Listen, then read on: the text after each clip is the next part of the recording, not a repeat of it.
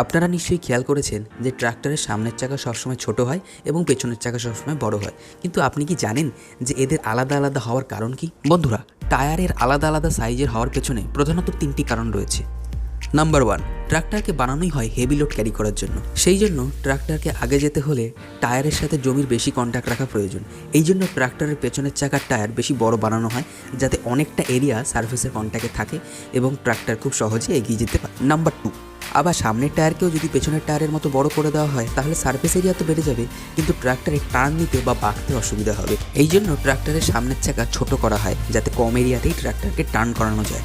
Number 3, বেশিরভাগ সময় ট্রাক্টরের পেছনের ট্রলিতে অনেক বেশি ভার থাকে, যার জন্য ট্রাক্টরের আগের পোর্শনটা ওপরে উঠে যেতে পারে, কিন্তু পেছনের চাকা দুটো বড় এবং ভারী হওয়ার জন্য ওয়েটটা সমান ভাগে ভাগ হয়ে যায় এবং এটা খুব সহজেই এগিয়ে যেতে পারে। তো কেমন লাগলো এই মজাদার বিষয়টা জেনে কমেন্টের মাধ্যমে অবশ্যই জানাই, এবং এমন ইন্টারেস্টিং ভিডিও আরও দেখার জন্য লাইক, শেয়ার, সাবস্ক্রাইব।